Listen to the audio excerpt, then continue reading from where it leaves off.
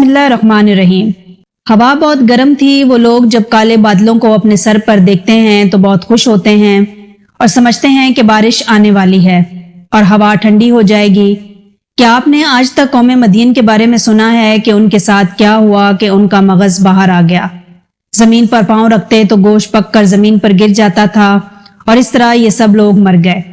یہاں گفتگو قوم شعیب اور اہل مدین کی ہے۔ یہ وہی لوگ ہیں جنہوں نے توحید کا راستہ چھوڑ دیا تھا اور شرک و بت پرستی کرتے تھے۔ یہ لوگ نہ صرف بتوں کو پوجتے تھے بلکہ درم و دینار اور اپنے مال و ثروت کی بھی پرستش کرتے تھے، اور اسی لیے وہ اپنے کاروبار اور بارونق تجارت کو نادرستی، کم فروشی اور غلط طریقوں سے آلودہ کرتے تھے۔ حضرت شعیب علیہ السلام خدا کے برگزیدہ نبی تھے۔ آپ کا لقب خطیب الانبیاء تھا کیونکہ آپ بڑے فصیح و بلیغ تھے۔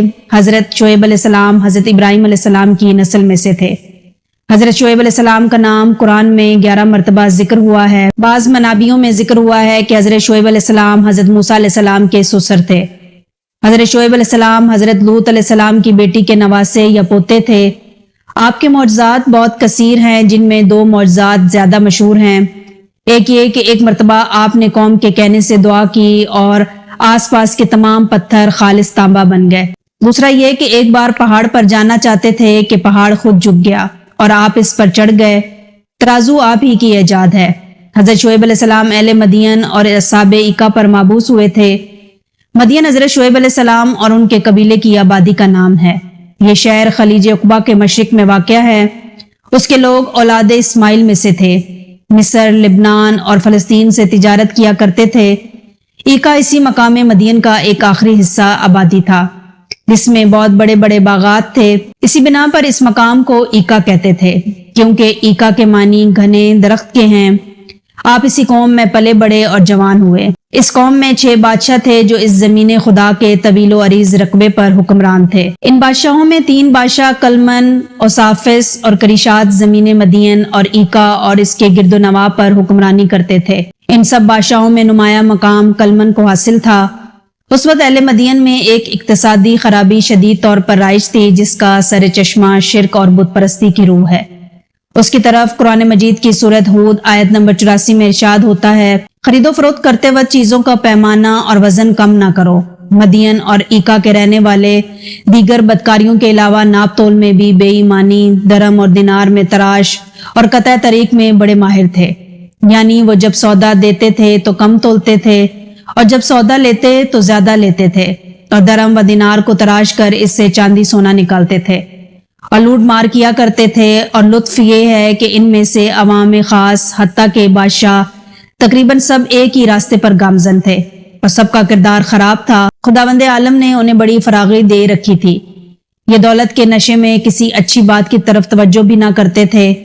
قرآن مجید کی سورۃ ہود آیت نمبر 86 میں ارشاد ہوتا ہے، حلال طریقے سے حاصل کیا ہوا جو سرمایہ تمہارے پاس باقی رہ جائے، چاہے وہ تھوڑا ہی ہو، اگر خدا اور اس کے رسول پر ایمان کے ساتھ ہو تو بہتر ہے۔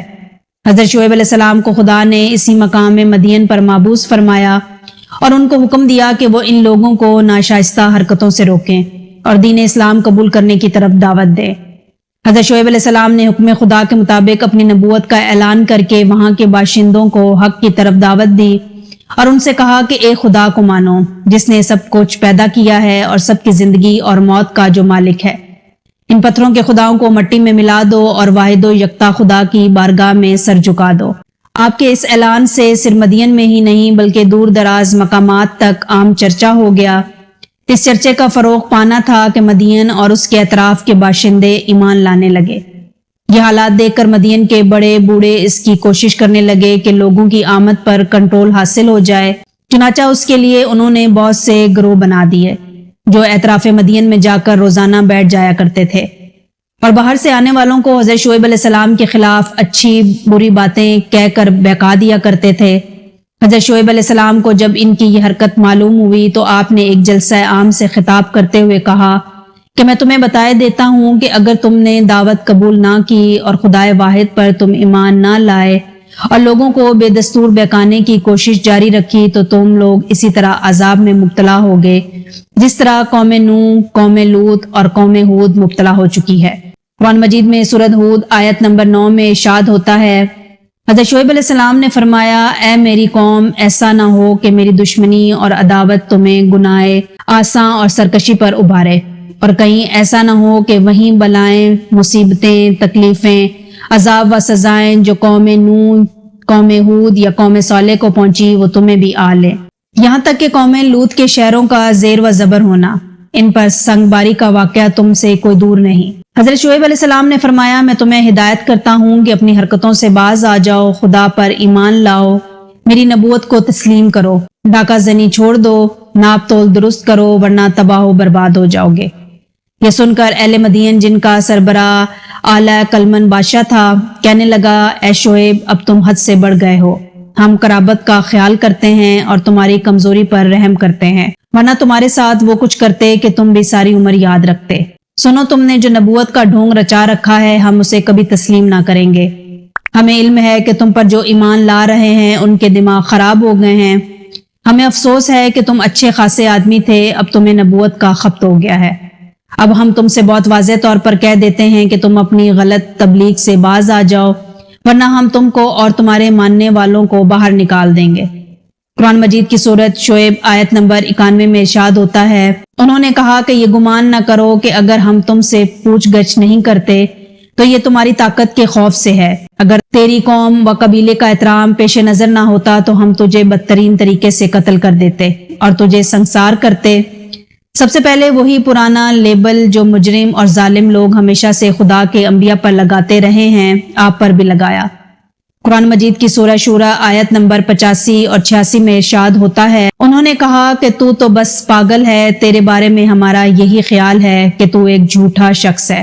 حضرت شعیب علیہ السلام نے اس بادشاہ کی باتیں سن کر فرمایا کہ تم بڑی غلطی پر ہو، یاد رکھو کہ اگر اسی پر قائم رہے تو ان قریب تباہ ہو جاؤ گے اور تم پر عذاب نازل ہوگا اور تم کو کوئی بچا نہ سکے گا، ہوش میں آ جاؤ ورنہ پچھتاؤ گے۔ تقریر کو جاری رکھتے ہوئے شعیب علیہ السلام نے کہا کہ تم میرے مومنوں پر دباؤ ڈالتے ہو، اسے کہتے ہو کہ وہ ایمان سے باز آ جائے اور خدائے واحد کو چھوڑ کر پھر پتھر کے خداؤں کی پرستش کر دے۔ یہ کیوں کر ہو سکتا ہے جب تم اپنے پتھر کے خود ساختہ خداؤں کو چھوڑنے پر تیار نہیں ہو تو یہ اپنے واحد و یکتا خدا کو کیوں چھوڑ سکتے ہیں؟ سنو ہم لوگ حق پر ہیں اور تم باطل پر ہو، ہماری باتوں پر غور کرو اور اپنے آپ کو تباہی میں نہ ڈالو۔ حضرت شعیب علیہ السلام کے بار بار حوالہ عذاب کو سن کر ان لوگوں نے مذاق والے انداز میں کہا کہ ہم تو اپنے خداؤں کو چھوڑنے کے لیے تیار نہیں اور تمہاری نبوت کو بھی ماننے کے لیے آمادہ نہیں، اور جس راستے پر چل رہے ہیں اس سے بھی ہٹنے والے نہیں۔ اب تم جو بار بار عذاب کرتے ہو تو عذاب کو بلا ہی دو۔ یہ سن کر حضرت شعیب علیہ السلام نے دستے دعا بلند کر دیا اور کہا کہ میرے پالنے والے ہمارے اور ان کے درمیان تو ہی فیصلہ فرما، کیونکہ یہ اب کسی کی بات کو ماننے کے لیے تیار نہیں ہے۔ میں انہیں راہ راست پر لانے کی ہر طرح کی کوشش کر چکا ہوں۔ بالآخر حضرت جبرائیل علیہ السلام نازل ہوئے اور حضرت شعیب علیہ السلام سے کہنے لگے کہ تم اپنے ماننے والوں کو لے کر اس زمین سے باہر چلے جاؤ، کیونکہ اب عنقریب عذاب آئے گا۔ حضرت شعیب علیہ السلام اپنے ماننے والوں کو لے کر جن کی تعداد 1070 تھی مدین سے روانہ ہو گئے۔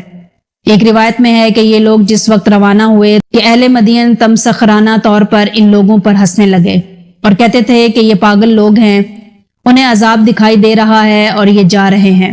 قرآن مجید کی سورۃ ہود آیت نمبر 94 میں اہل مدین پر عذاب نازل ہونے کے بارے میں ارشاد ہوتا ہے جب اس گمراہ ظالم اور ہٹ دھرم قوم کو عذاب دیے جانے کے بارے میں ہمارا فرمان آ پہنچا تو ہم نے شعیب اور اس پر ایمان ڈالنے والوں کو اپنی رحمت کی برکت سے نجات دی۔ پھر آسمانی پکار اور مرگ آفرین عظیم سیہے نے ظالموں اور ستمگروں کو اپنی گرفت میں لے لیا۔ آسمانی سیہے کے اثر سے قوم شعیب کے لوگ اپنے گھر میں منہ کے بل جا گرے اور ان کے بے جان جسم درس عبرت بنے ہوئے ایک مدت تک وہیں پڑے رہے۔ حضرت شعیب علیہ السلام مقام مدین سے روانہ ہو کر ایکا میں پہنچنے ہی والے تھے کہ ابھی ایک فرسخ گئے تھے کہ اہل مدین پر عذاب الہی کا نزول شروع ہو گیا۔ آسمان سے تند و تیز اور شدید گرم ہوا کی آمد شروع ہو گئی اور 7 دن رات جاری رہی۔ اس ہوا نے تمام چیزوں کو کھولا دیا اور اس کی گرمی سے بے شمار افراد ہلاک ہو گئے۔ سخت زلزلہ اس ہوا کے ساتھ تھا اور گھر برابر گر رہے تھے اور لوگ ہلاک ہو رہے تھے۔ کچھ لوگ وہاں سے بھاگ کر ایکا کی طرف چلے تاکہ وہاں پناہ لے لیں۔ وہ لوگ جو ہی گھر سے نکلے اور روانہ ہوئے تپش نے ان کے بدن کو بھون دیا، زمین پر پاؤں رکھتے تھے تو گوشت پک کر زمین پر گر جاتا تھا۔ آخر کار یہ منتشر ہو رہے تھے۔ خدا نے انہیں ایک مقام پر اس طرح جمع کر دیا کہ ایک سیاہ بادل ظاہر ہو گیا۔